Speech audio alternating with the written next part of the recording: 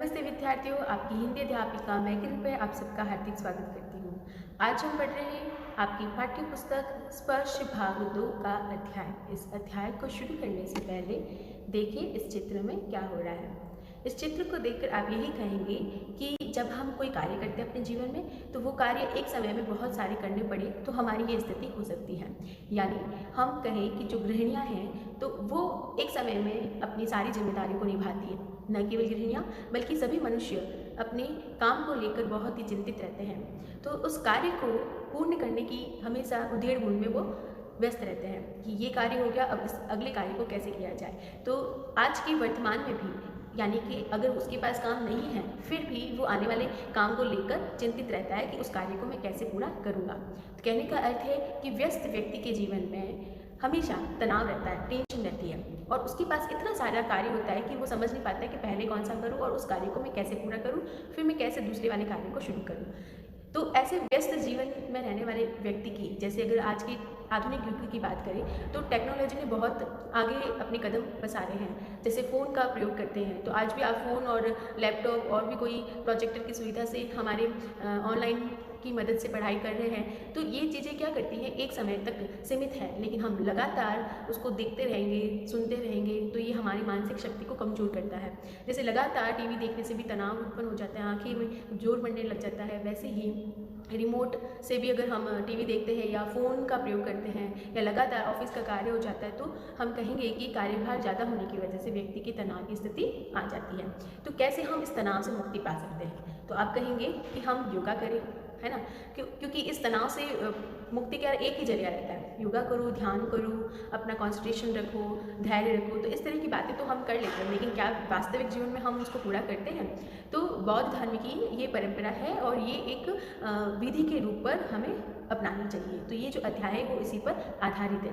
यानी हमें ध्यान एकाग्रचित रखना होगा, अपना मन शांत करना होगा, तभी हम समझ पाएंगे कि हमें आगे क्या करना है। यानी पास्ट को भूलना होगा और भविष्य की चिंता नहीं करनी पड़ेगी। जो अभी प्रेजेंट है, जो अभी वर्तमान है, उसकी सोच रखते हुए कार्य करना होगा। तो इसके लिए सबसे पहले क्या करना होगा, माइंड जो है, मस्तिष्क जो है, उसको शांत रखना होगा और शांत रखने की एक ही तरीका है कि हम ध्यान करें। ठीक है, तो हम ध्यान और योगा से भी इस कार्य को कर सकते हैं। क्या आपको पता है कि जब आप चाय पीते हो, है ना, तो चाय में क्या है, एक एनर्जी, एक ताकत भरी होती है। तो लोग भी ये कहते हैं कि दिन भर काम करते हैं लेकिन एक गुटक चाय मिल जाए तो तरोताज़ा हो जाएगा, हमें फिर से एनर्जी आएगी दोबारा काम करने की। तो चाय में वो एक चीज़ मानते हैं कि चाय का एक गुटक, एक निवाला पीने से ही हमारे अंदर शक्ति उत्पन्न हो जाएगी फिर से कार्य करने की। तो ये हमारे शरीर में जोश पैदा करते हैं। तो वैसे ही ध्यान जो है, जो एकाग्रचित्त अपने मन को रखना है, चित्त को रखना है, वही भी हमारे कार्य को आगे बढ़ने के लिए सहयोग देता है। तो जापान की एक प्रवृत्ति है, जैन की देन है। तो ये देन जापान से मिली है कि हम जब व्यस्त जीवन में होते हैं तो कैसे अपने मन को शांत रखते हैं, कैसे कार्य को सुचारू ढंग से आगे बढ़ा सकते हैं। तो इस अध्याय के अंदर यानी कि इस वीडियो के भाग 1 में हम पढ़ेंगे इसके लेखक परिचय और पाठ की शुरुआत करेंगे और उसके बाद भाग 2 में हम शेष अंश को पढ़ेंगे और उसके सारांश को जानेंगे। बच्चों, आपके इस अध्याय में 2 प्रसंग सम्मिलित हैं। एक है गिन्नी का सोना और दूसरा है जैन की देन। आपके पाठ्यक्रम में इस सत्र में गिन्नी का सोना जो अंश है, जो प्रसंग है, वो सम्मिलित नहीं है, इसलिए हम गिन्नी का सोना नहीं पढ़ेंगे। हम सीधे ही लेखक परिचय के बाद जैन की देन प्रसंग को ही शुरू कर देंगे। तो ध्यान दीजिएगा, आपका कौन सा प्रसंग सम्मिलित नहीं है, वो है गिन्नी का सोना। ठीक है बच्चों, तो इस पूरे अध्याय में हम पतझड़ में टूटी पत्तियों से संबंधित अध्याय को, जिसके अंदर कौन सा प्रसंग है, जैन की देन को पढ़ेंगे। इसमें हमने देखेंगे कि जो बौद्ध दर्शन है, बौद्ध धर्म है, उसमें ये ध्यान की पद्धति बताई गई है, उसको हमें याद दिलाया है कि आपको इसे भूलना नहीं चाहिए क्योंकि आज के वर्तमान को ये बनाएगी और भविष्य को निखारेगी। जिसके अनुसार जापान के लोग अपने व्यस्त जीवन में चिंता मुक्त होकर कुछ पल बिता पाते हैं। तो न केवल जापान के लोग, उनसे प्रेरित होकर हमें भी अपने जीवन में इसे अपनाना होगा। तो शुरू करते हैं पाठ 7, जैन की देन यानी पतझड़ की टूटी पत्तियां अध्याय से लिया गया है, जिसके लेखक है रविंद्र कैलेकर। रविंद्र कैलेकर के जीवन परिचय को जान लेते हैं। रविंद्र कैलेकर, जिनका जन्म 7 मार्च 1925 को कोंकण क्षेत्र में जन्मे रविंद्र कैलेकर, छात्र जीवन से ही गोवा मुक्ति आंदोलन में शामिल हो गए थे। गोवा मुक्ति आंदोलन है जिसमें वो कब 7 मार्च में वो जन्म लिए थे और छात्र जीवन में जब वो छात्र का जीवन अपना रहे थे तभी उन्होंने आंदोलन में शामिल होने के लिए भाग ले लिया था। गांधीवादी चिंतन के रूप में विख्यात कैलेकर ने अपने लेखन में जनजीवन के विविध पक्षों, मान्यताओं और व्यक्तिगत विचारों को देश और समाज के परिप्रेक्ष्य में प्रस्तुत किया है। क्या बताया इन्होंने कि जो गांधीवादी चिंतक थे उनकी जो विचारधारा थी, उनकी व्याख्या करने वाले जो कैलेकर हैं, उन्होंने अपने लेखन में, अपने विषय में जब भी वो लेखन कार्य करते थे उसमें जन जीवन के विविध पक्षों यानी आम जनता जो भी जनजीवन हम दैनिक जीवन में जीते हैं तो उनके रोज़मर्रा के जीवन के विषय के पक्षों को और उनकी मान्यताओं को, उनकी व्यक्तिगत विचार, वो क्या विचारधारा अपने मन में लेकर चलते हैं, उन सबको देश और समाज के परिप्रेक्ष्य में प्रस्तुत किया है। एक व्यक्ति क्या सोचता है, उसकी क्या मान्यता है, उसके कितने पक्ष हो सकते हैं, उस सब धारणा को वो लिखते थे और देश और समाज के सामने रखते थे। उनकी अनुभवजन्य टिप्पणियों में अपने चिंतन की मौलिकता के साथ ही मानवीय सत्य तक पहुंचने की सहज चेष्टा रहती है। क्या कहा कि उनका जो जीवन का अनुभव रहा है और अपने अनुभव से वो जो सोचते थे, समझते थे, जो टिप्पणियाँ करते थे, उनके मस्तिष्क का जो चिंतन था, उस पर जो विचार विमर्श करते थे, वो उनकी मौलिकता के साथ ही मानवीय सत्य पर, यानी कि वो खुद जो रचना अपने मन में सोचते थे वो मौलिक थी, रचनात्मक थी, खुद की थी, और वैसे ही वो अपने सामने देखते थे कि ये वास्तविक जीवन में भी हो रहा है, तो मानवीय सत्य तक भी वो पहुंच जाते थे। तो अपनी पूरी खोजबीन के साथ उस कार्य को अंजाम देते थे।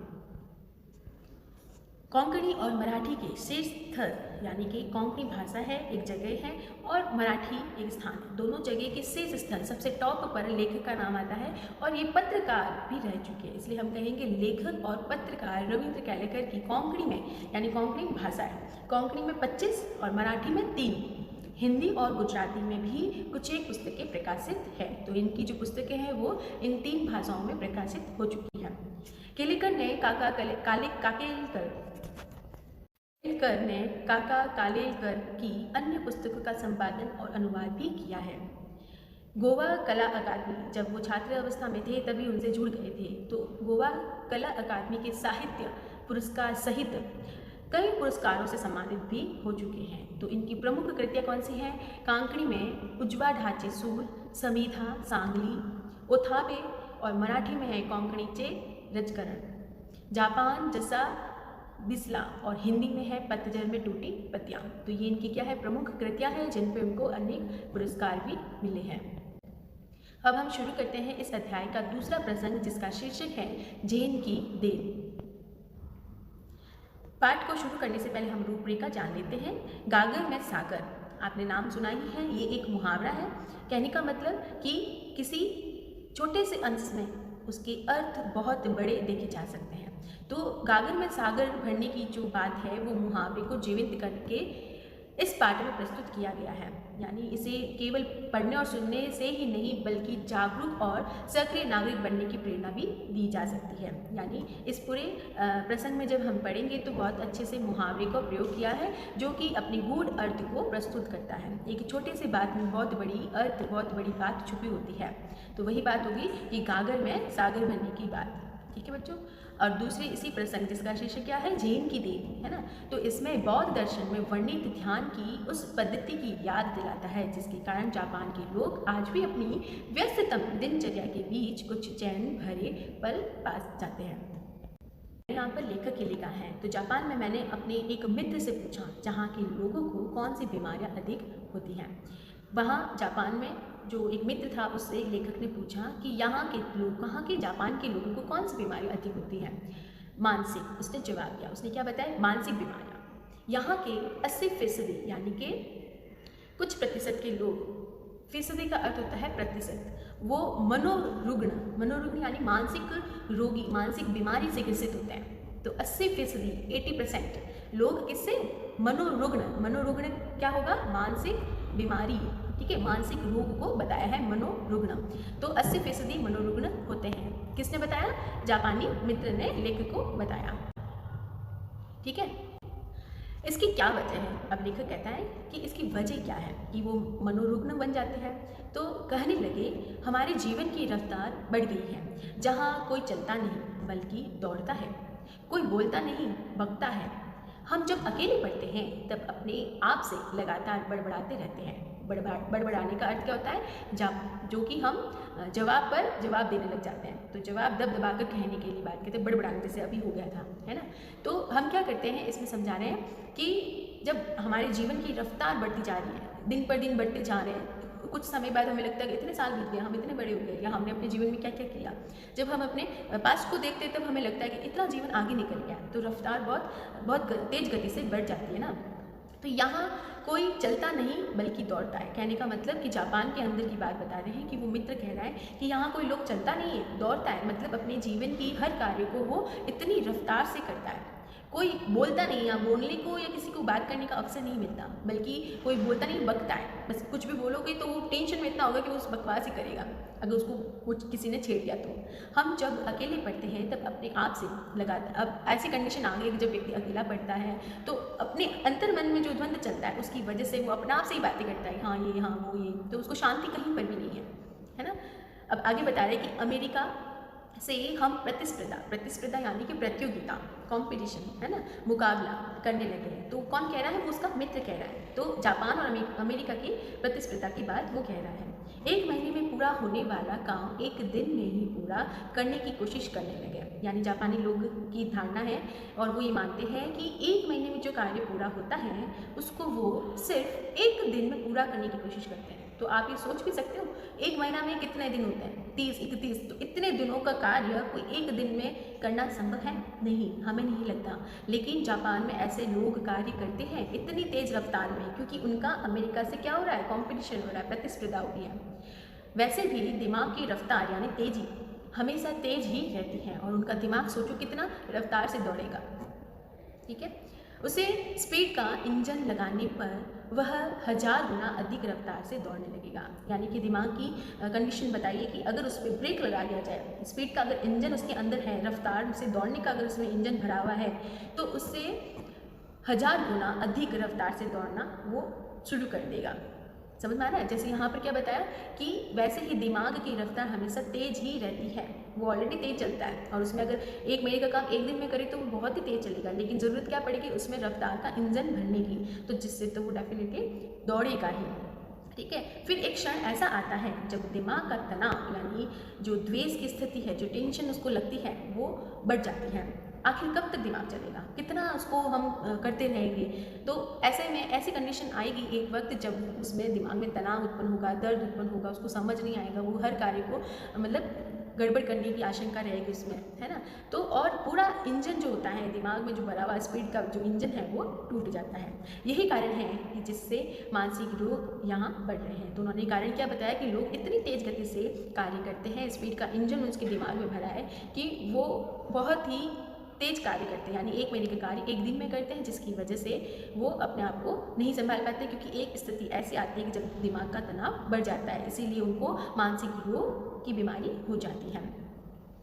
समझ में आ रहा है बच्चों कि जैसे कि हम देखें कि यहाँ पर अगर हमारे जीवन में बहुत सारे कार्य जुड़े हैं तो हमारे दिमाग क्या करेगा बेचारा, तनाव में आएगा आखिर तो, कि एक कार्य करे दूसरा करे, फिर उस अगर एक बिगड़ जाता है तो दूसरों की सुनो भी, फिर टेंशन में रहो। तो इससे अच्छा है कि हम थोड़ा रेस्ट करें, थोड़ा तनाव मुक्त हो जाए। तो उसके लिए हमें क्या करना पड़ेगा देखते हैं। शाम को वह मुझे एक टी सेरेमनी यानी कि जापान में चाय पीने की विशेष आयोजन होता है, उसे कहते हैं टी सेरेमनी, है ना। तो वहाँ उसे वो ले जाता है, कब, शाम को। चाय पीने की यह एक विधि है, टी सेरेमनी, जहाँ पर बैठकर चाय पी जाती है। जापान में उसे क्या नाम देते हैं, चा नो यू, क्या कहते हैं, चा नो यू कहते हैं। जापान में टी सेरेमनी का ये नाम है जिसे कहेंगे चा नो यू।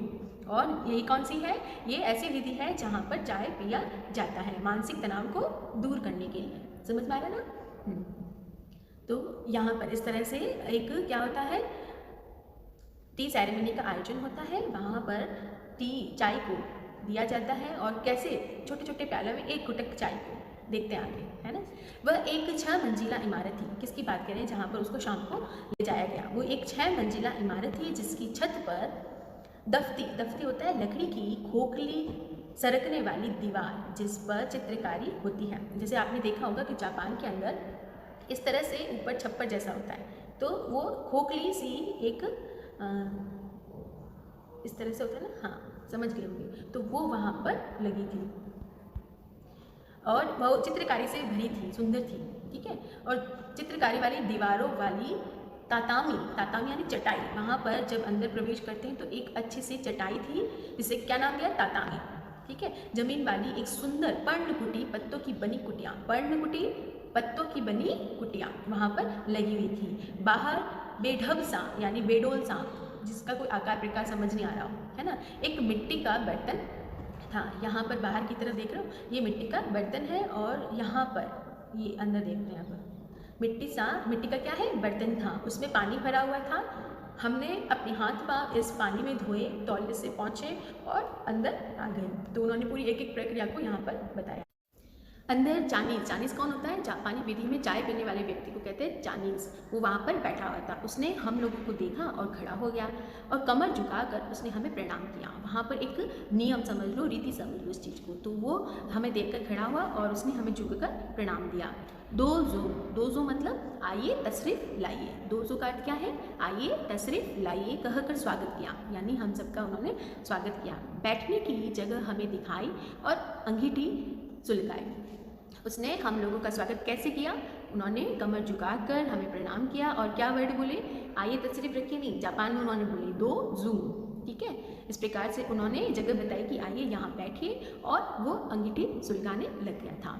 तो बच्चों, इसी को हम शेष भाग में यानी कि इस अध्याय के भाग 2 में पूरा करेंगे। आप इसे कंटिन्यू समझिएगा और अपनी किताब से भी पाठ को पढ़ लीजिएगा। आप खुश रहिए, स्वस्थ रहिए, मस्त रहिए। फिर मिलते हैं इसके शेष अंश की ओर। धन्यवाद।